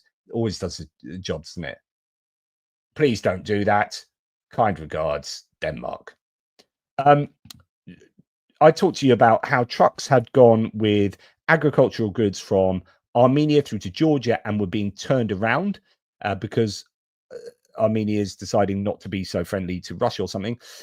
Next, the reports that trucks with Armenian peaches, plums, and grapes were turned back at the Russian border. MP Garnik Danielyan says carriers weren't given clear reasons, only vague claims about phytosanitary issues. He notes even trucks with construction materials face unusual checks. This is not only economic, but also political. Congratulations on the Trump road, Daniel Yan wrote. So I presume the Trump road is this agreement between Armenia and Azerbaijan where Trump is saying we solved this war and there's going to be a road called the Trump road. That's some kind of infrastructure thing. I don't know. So I'm not quite sure who's responsible for this. Whether it's like the Armenian border control just saying, and therefore the government just saying, no, they ain't going to Russia. But of course, you know, how do you explain that to these wholesalers, to the distributors, who's then going to buy it? So it's not as easy. It's not as easy as you think to say, right, we're not sending anything to Russia, and everyone goes, well, hey, yeah, screw you, Russia. Actually, there are ramifications for this, and you know, will those plums go off? Will those grapes go off? Will those peaches go off? And then you're going to have angry Armenians because Armenia have tried to do the right thing and not supporting Russia. I don't know. Anyway, nothing's ever easy, is it? Right. Millions of peaches. Peaches for me, millions of peaches, peaches for 3. Bit of President's United States of America reference there. Thank you very much for that. Lavrov lashed out at Western countries. So he's the foreign minister for Russia, has lashed out at Western countries, accusing them of blocking negotiation. See, this is what you get if you come to ATP Geopolitics. You get a bit of philosophy, a bit of politics, a bit of ranting about Trump, always ranting about Trump. And then you get a bit of music thrown in as well. You know, it's my unique selling point. Lavrov lashed out at Western countries, accusing them of blocking negotiations between Ukraine and Russia. He claimed the West is looking for excuses to prevent talks, blaming Zelenskyy for setting conditions and demanding a meeting with Putin. So Lavrov is definitely doing a bit, yes, definitely doing, as Vigo says, some projecting again. He's really going hard on trying to put the blame on Ukraine in light of Trump's, going to have to blame either Ukraine or Russia when it comes to the meeting not happening. And he's going to try and influence the US to have a go at Ukraine. Right, here's a full list of talking points from Lavrov. So key points from Lavrov's statements in an interview with NBC News with Kristen Welker on Meet the Press. He said the meeting between Putin and Zelenskyy was not discussed in Alaska. The topic was raised later, you could say spontaneously. In a phone conversation, Putin clearly told Trump that Russia is ready to continue direct negotiations with Kyiv, which began in Istanbul. Russian and Ukrainian delegations have met and will continue to meet in Istanbul. Zelenskyy is playing games about caring about substance when he says that his top priority is a meeting with Putin. Russia proposed raising the level of delegations in Istanbul to discuss issues that need to be brought to the attention of Putin and Zelenskyy. The presence of any country's capital in defense industry enterprises in Ukraine does not grant them immunity. Russia recognizes Zelenskyy as a de facto head of the regime and is ready to meet with him in that capacity, but constitutionally he is illegitimate. So this is the important one as far as I can see. Now,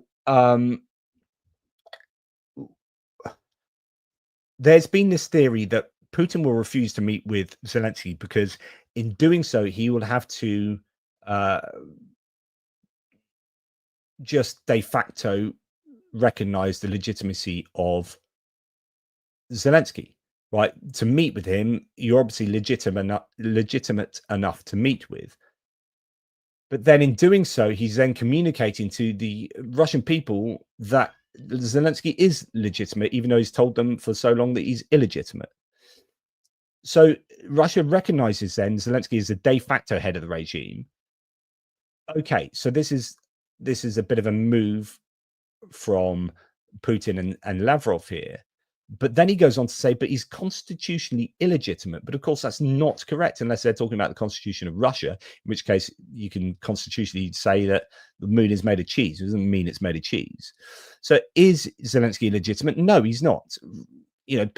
Putin managed to get Trump to call Zelenskyy a dictator, but the fact is he's not. He was voted in, and then there's martial law in the country because the country's been invaded. The UK did not have an election for 9 years around the Second World War, and we weren't even invaded, right? So Ukraine has been invaded, and they haven't had an election since 2019 because of a 3.5-year war where they've been invaded. That's the constitution of Ukraine. He is legitimate as per the Ukrainian constitution. So, Lavrov can say what he likes. The West is ready to deploy occupation forces to Ukraine in order to contain Russia. On security guarantees around Ukrainian settlement, a consensus that takes into account Russia's core interests is needed. In other words, Russia should get what it wants.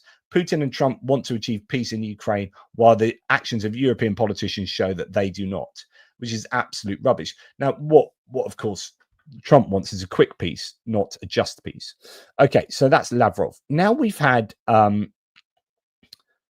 that's the interesting part there. Lavrov recognizing Zelenskyy as de facto head of the regime, but constitutionally illegitimate. I mean, Russian mental gymnastics is probably the best way to understand that. Then we've got JD Vance coming on, and is it worth going through this? I mean, JD Vance on Russia. Here's your ideology coming from someone who is not known for being pro Ukrainian, but maybe being a little bit nuanced here. So let's just remove that. Sorry, in order to play the sound, I've got to do it in a slightly different way. So we are going to get rid of that. I'm going to add this. do that, share this, and then do that. So hopefully you can now hear what JD Vance says here. This is a minute of JD Vance on Russia, Ukraine. Well, I didn't say they conceded on everything, but what they have conceded is the recognition that Ukraine will have territorial integrity after the war. They've recognized that they're not going to be able to install a puppet regime in Kiev. That was, of course, a major demand at the beginning. Are the Russians? So this idea from this video is that JD Vance is saying, oh, look, the Russians have conceded. What have they conceded? They've conceded that they aren't going to install a puppet regime in Kiev. Well, whoop-de-doo. What a concession. Have they conceded anything to do with the borders and where Russian troops have stolen territory? No, not really. Well, so these aren't really concessions. Like JD Vance is like bigging up Russia's concessions here in a desperate ploy to show that Russia are serious about peace as well. Absolute hogwash. They say they conceded on everything, but what they have conceded is the recognition that Ukraine will have territorial integrity after the war. They've recognized. Okay. Oh, what? Whatever we agree on that Ukraine get to keep, they'll have territorial integrity. That's not a concession. That they're not going to be able to install a puppet regime in not a concession. Kiev. That was, of course, a major demand at the beginning. Are the Russians stringing President Trump along? No, not at all, Kristen. I think the Russians have made significant concessions to President Trump for the first time in 3.5 years of this conflict. They've actually been willing to be flexible on some of their core demands. They've talked about what would be necessary to end the war. Of course, they haven't been completely there yet, or the war would be over, but we're engaging in this diplomatic process in good faith. We are trying to negotiate as much as we can with both the Russians and the Ukrainians to find a middle ground to stop the killing. I think what the president has tried to do here is try to engage in very aggressive, very energetic diplomacy. If you look at the way the Russians have conducted themselves, they don't want a ceasefire. They don't want a ceasefire for complicated reasons. We, of course, have pushed for a ceasefire. But again, we don't control what Russia does. If we did, the war would have been over 7 months. Well, I did. So my opinion of that is a whole lot of not a lot, and he's trying to be generous to Russia there. Like, he's bending over backwards to be positive about what Russia is doing, what they're conceding, when I don't think they have conceded a single tangible thing, really. They are going back from some of their maximalist demands, which were ridiculous, right? Completely untenable, and saying, okay, we won't ask for this. Well, yeah, it's like saying, well, we were going to demand that you fly to the moon on the back of a donkey. Now we're not going to do that. Oh, really? Because that was impossible. So is that conceding anything, that I don't have to fly to the moon on the back of a donkey? That's not a real concession. That's how I see what JD Vance is doing there. So unfortunately, I think it says more about JD Vance and his desires to appease Russia than it says about anything else at all. So now we're going to go. Now we're just going to go to just talk a little bit about US politics while we're here. And I just want to go to Steve Bannon. And for those that say that, oh, why do you listen to what Steve Bannon says? It's irrelevant. What is taking place in the in America now is essentially what Steve Bannon has stipulated previously. Like, if you want a good indicator of where the United States is going, just listen to Steve Bannon. It is happening. You know, both him and the Heritage Foundation, Project 2025, are dictating where the US is going. Just listen to this, particularly the end part, because this is insanely scary. In 2026 and beyond, it is a convergence of a number of forces. Number one, it is incumbent that the Commerce Department listen to President Trump and get on with it on a mid-decade census, done this time correctly with correct algorithms, correct data analysis, the way it's collected. Also, no illegal alien invaders, none, zero. So just to shortcut what he's saying there, to a quick explanation, he's saying that usually you have a census every 10 years, 2010, 2020, 2030, 2040. And on the census, because you find out that people live in different places, you can have redistricting, which is where you can move the districts of where people vote. Although that is still kind of a form of gerrymandering often, but it usually only happens on the 10-year mark when you have a census. Donald Trump says, we need Texas to find me 5 Republican Congress people so that we don't get spanked in the midterm elections. And in order to do that, you need to redistrict now 5 years in the middle point between two censuses. And that's unusual. And it's also just kind of outright cheating. Like gerrymandering's happened. Democrats have tried to outlaw gerrymandering. 0 Republicans voted for that. So the Republicans want gerrymandering, and on balance, they benefit from gerrymandering because they control more states, that where it usually comes down from the state, and the state decides that whether they're going to redistrict. So he's saying here, we are going to redistrict, and there's going to be 0 illegals. So, but this is all leading up to something that is truly, truly worrying. I'll let this progress. That will show you a true demographic picture of the United States, the massive demographic shifts to the southern part of the country, and the demographic shifts within the states.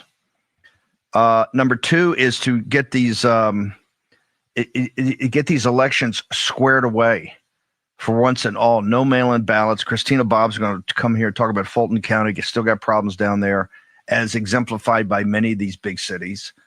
So then he's saying Putin came along and said, you shouldn't have mail-in ballots. And then Trump said, no other country has mail-in ballots, even though tons of other countries have mail-in ballots. And we don't want voting machines and mail-in ballots.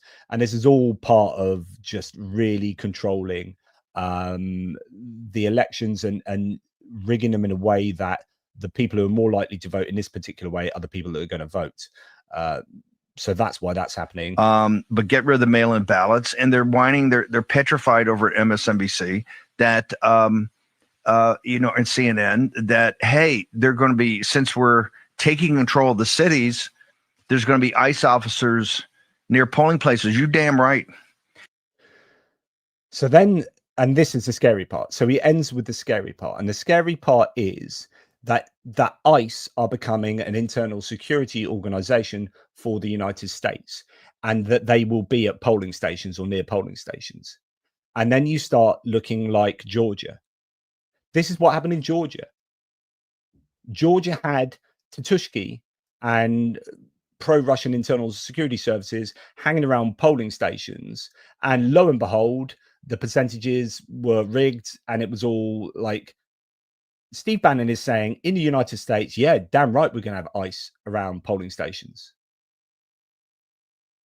Like, tell me, if you don't think the United States is sliding towards autocracy, I want you to just interpret all these data points and tell me how it's not, because everything I'm seeing at the moment, to me, shows that the United States is unfortunately sliding towards autocracy, and at a very, very worrying rate. But there you go. I just need to find my other one. Why does it keep disappearing? I need to now share with you a different. Right, here we go. There we go. Thank you. Doesn't make it easy.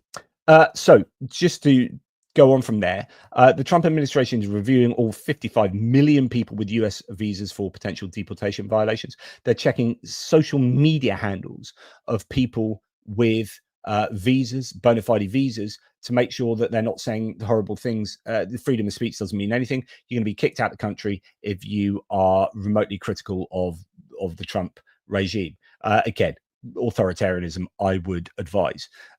Trump administration will review more than 55 million foreign nationals holding valid US visas for possible violations that could lead to revocation or deportation. Super worrying.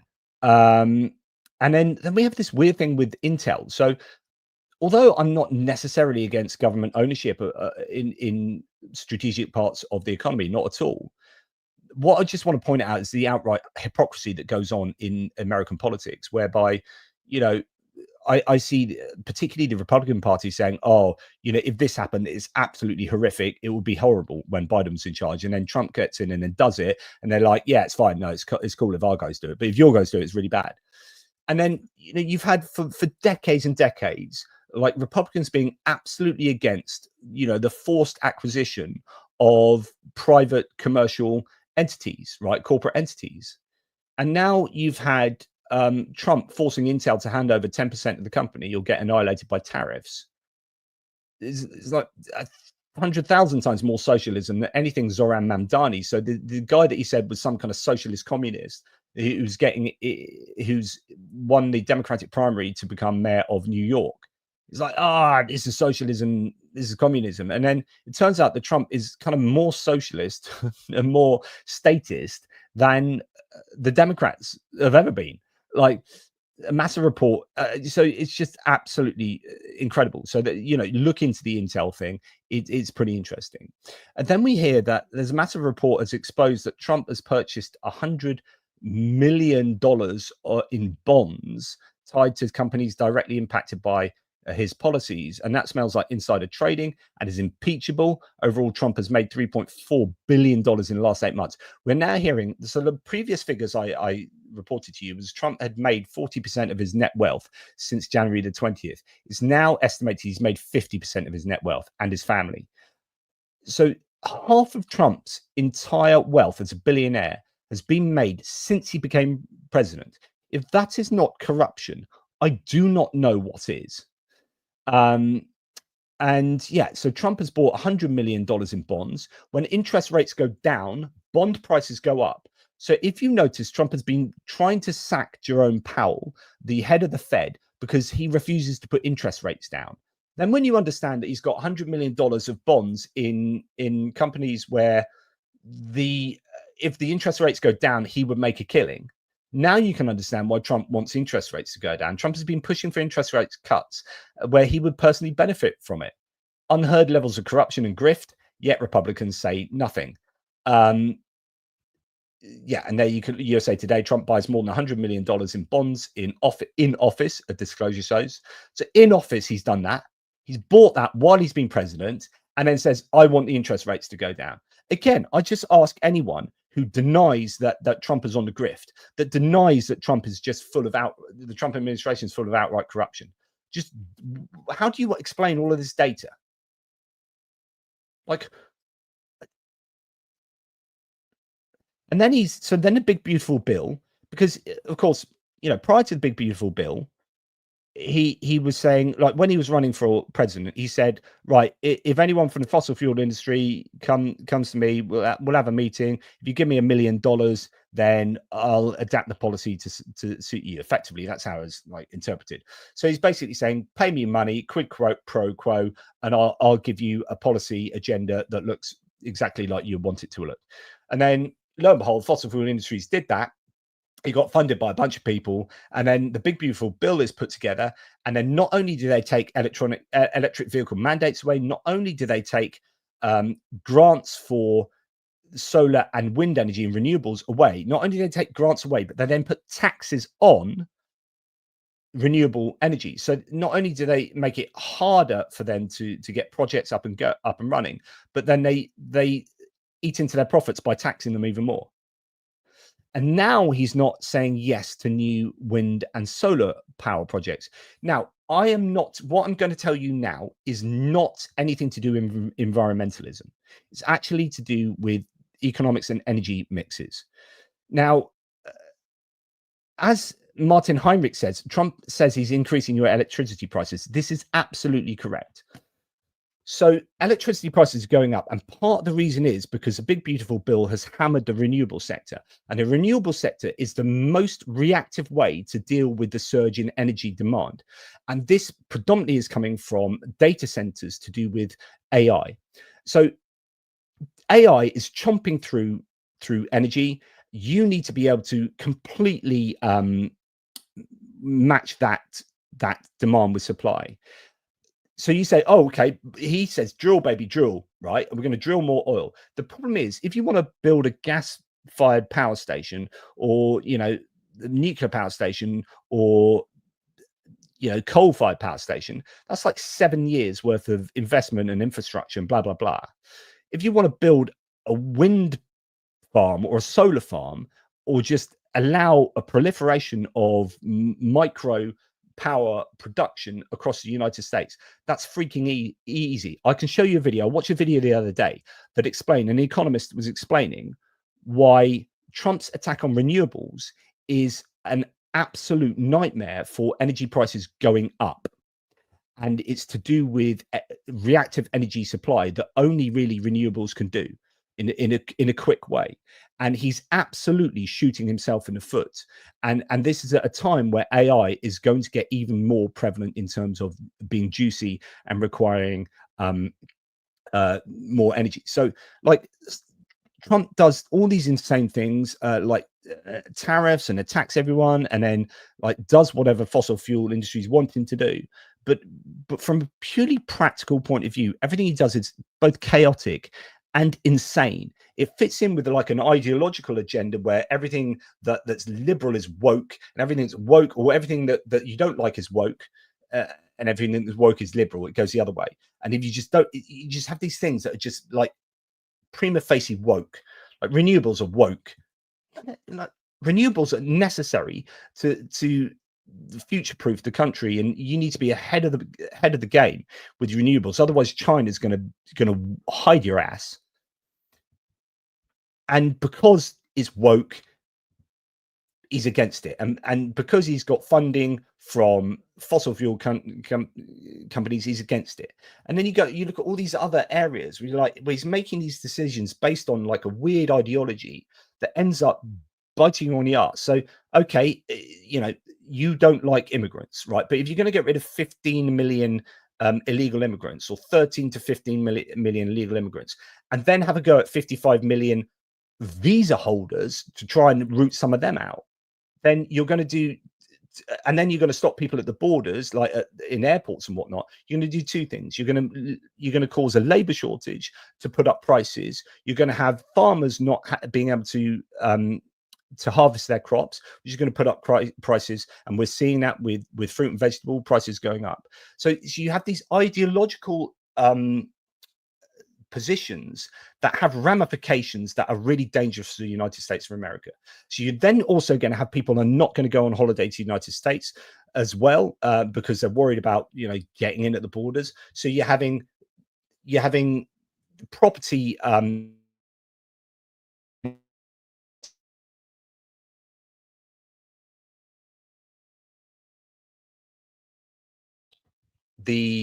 what they call the snow. What do the Canadians go and buy property in Florida? They're called the snow somethingers. And anyway, you've got an absolute nightmare with property there and money coming into Florida. And so you have these ideological keystones to the Trump administration and their policies, but all of them require self-immolation. All of them are economically suicidal, and all of them are going to lead to inflation.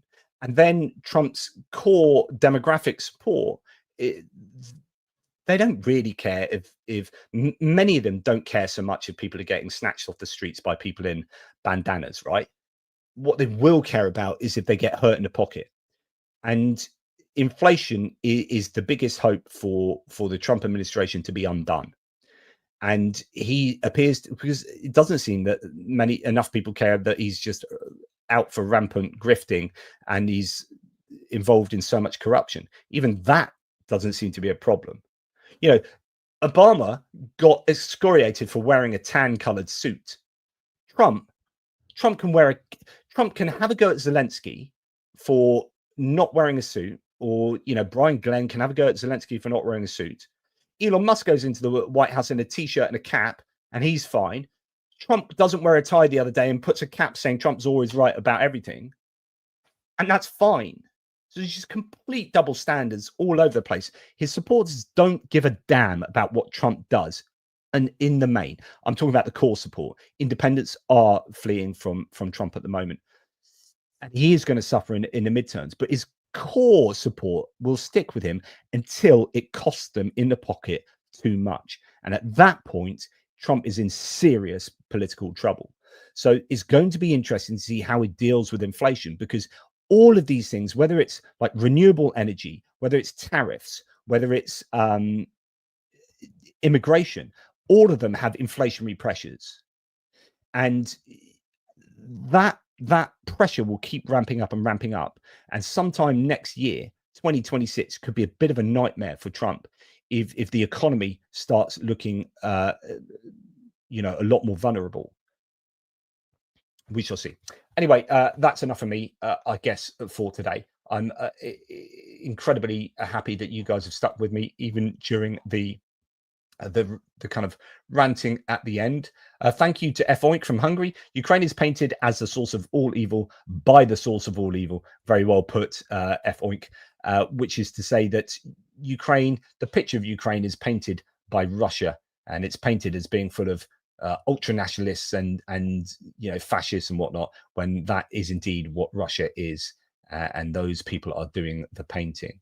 Okay, the other thing, oh, by the way, the other thing I do want to talk about really briefly, I'm not really going to talk about it, but the other pressure on the economy, and this won't just be for the United States, so this is a warning for all of us, but I genuinely think AI is going to have quite a damaging effect on employment. And I know I speak a lot to Benny Pie, and he's a big fan of AI because he utilizes it really well and helps me with my work behind the scenes with YouTube, with the AI and descriptions and thumbnails and all this kind of stuff. But in general, AI is going to be a massive challenge, and you're going to start seeing it fairly soon. In the next 6 months, I think you're going to start seeing an impact on the employment sector. And it's fascinating. When I went on holiday, I spoke to a couple of people. One guy was a partner in an accountancy firm in the UK, right? So he's obviously, pretty well off and got this accountancy firm. And he said, and as a partner, I can't affect this at the moment. We are using AI more and more, and we're using it to sift through. So he said two things. One, AI was being used to basically employ interns or people, not quite interns. It's not that we don't really do interns so much in the UK, but like people on work experience or whatever. And also in the employment process at the beginning, you sift through all the candidates and through their CVs and whatnot, and then you get to a point where you then start looking at these and then you employ some of them. But he's like, I know someone who was incredibly amazing, who AI sifted them out, and their CV and they would have been absolutely amazing for that job because I know them personally, and they didn't get through that. So he said there are real issues with AI doing things in a very kind of algorithmic way, but in a way that is actually not beneficial, at least to the process of selecting candidates there. But that wasn't the important thing to do with employment. The one thing he said is we are now getting AI to do work like the real the real grunt work of doing accountancy, like calculations and all this kind of grunt work. We now get AI to do that. And what that means is we're literally not employing all these people that we would have employed to do this kind of grunt work. But he says, while that might sound good from a kind of like, look how much money we're saving, we're not employing these people. He said, in accountancy, I got to where I am by starting off doing the grunt work. And you do not understand this level and then that level and that level unless you've done this stuff down here.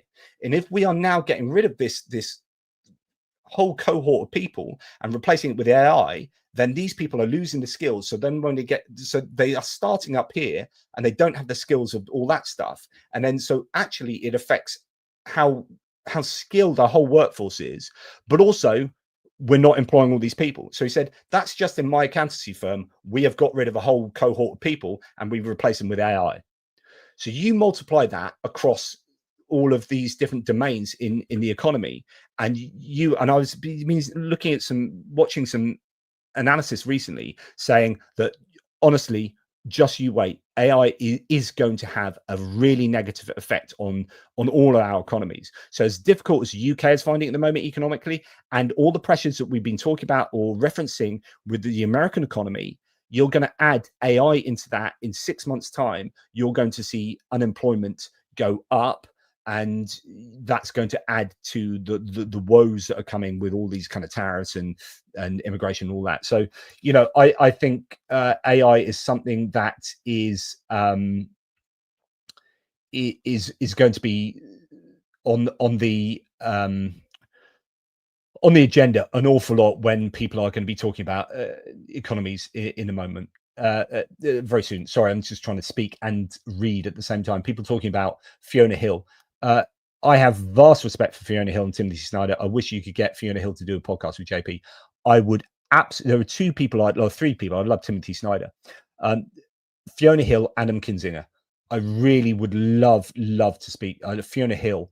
Every time she speaks, I'm like, yes, that's exactly, partly because it's exactly what I think, but also her insight, her personal insight from having worked as a national security advisor in the Trump White House means that she honestly, she's just really would be an absolutely wonderful guest to have on. But there you go. Okay. I think that's enough from me. Really appreciate all your support. Thank you so much to Mark Bisque, Joe Hales, F Oink, Johnny Nedregard. Thanks for your Norwegian love, Johnny. Really appreciate that. Richard Bennett, BME, Julian Rossiter. Thanks so much, dude. Really appreciate you. Thanks again to people like Michael Winkler and Marcus Laboschka, and all the people who support me in all the ways. So thank you. And oh, that's the other one. I knew there was another one. Anne Applebaum is the other one I would love to interview as well. So yeah, that would be an awesome foursome there of people. Right. Good morning, Wayne. Just joined and I'm just going. Rewind it, mate.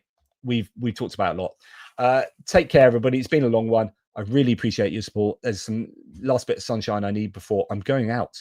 I'm going out tonight with my partner too, because we've been invited by a couple of her friends. Actually, I know them. They're friends of mine. I used to work with one of them.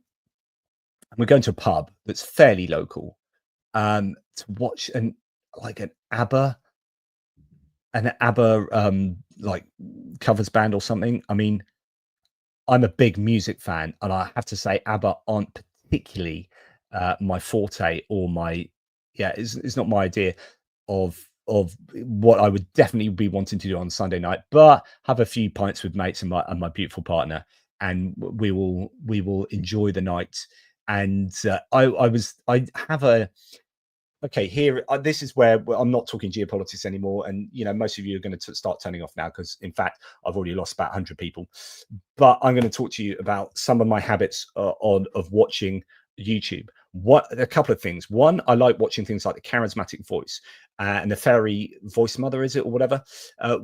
They are like classically trained vocalists or opera singers who then react to rock music, and it's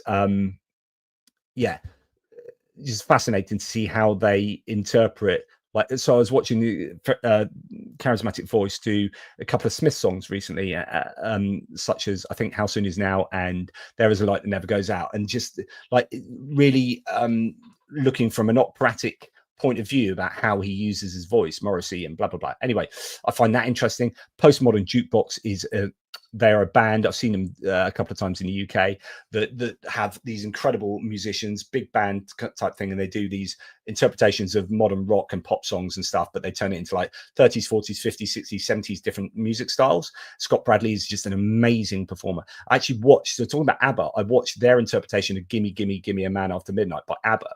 It was one of their more recent ones, and they just turn it into like a completely different song, and that's always brilliant. So I think really good Postmodern Jukebox. If you want a rabbit hole and you go back and look at some of the older Postmodern Jukebox, go and find Postmodern Jukebox on YouTube and you will lose a weekend. They're just like, I love that song, and they turn it into like they've got this Swedish woman who plays like 7 instruments at once.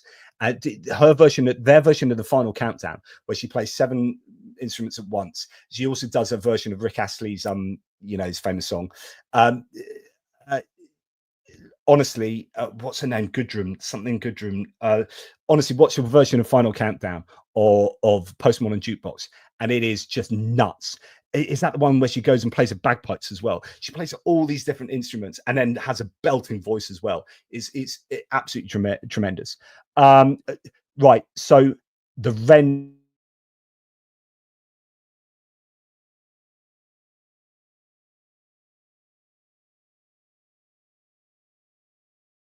of art in the last 10 years. As a piece of art, go and watch High Ren. Watch it without reaction first, and then watch reaction videos, and then watch people get really emotional to it, and then just see how amazing it is. Then you go down the Ren rabbit hole, which is fascinating because as an artist, he is absolutely incredible. Never going to give you up. Yeah, of course, that was it. Yeah, Rick Beato, I've seen a few of his. Yeah. And then I just have all, and then I have like a bass player, like there's a bass player one I watch where he's like looking at all these, like the Mighty Boss Tones or whatever. He looks at all these different bass lines and he's like critiquing them from a guitar teacher's point of view. And then like, this is how amazing YouTube is. And then before you know it, you've lost like weeks and weeks as you go from one rabbit hole to another. But I do like a lot of reaction videos. And then you start watching, because my background is kind of rock, indie, alternative 90s, that kind of era. So then I find it interesting. And then there's a bit of psychology in this, where you watch like a black rapper, and there are loads of channels like this, black rappers reacting to kind of white English bands or American rock. And you're like, so this is all about psychology. It's about validation of your own sense of identity by someone from outside of your own identity. So this is an out-group validation of your in-group. So when I do this, and this is how sad I am, when I say, oh, why do I like this? Like, why am I watching like some like black rapper really appreciating an Iron Maiden song? Like, what's going on there in my interpretation? You know, why do I like? Always question yourself, right? Question why you like things and why you do things, and why you know, question why, if you're watching my videos, why do you like my videos? Like, what is it about them? And then you'll understand what's going on in your head, and then you can look for other things that are similar to that, and blah blah blah.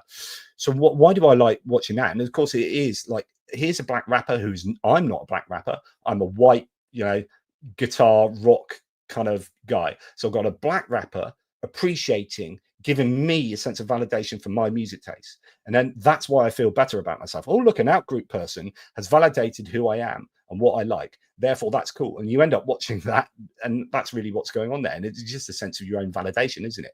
You're watching them like something that you like and go, well done for liking that, because I like that too. So, there you go. I don't know how true that is.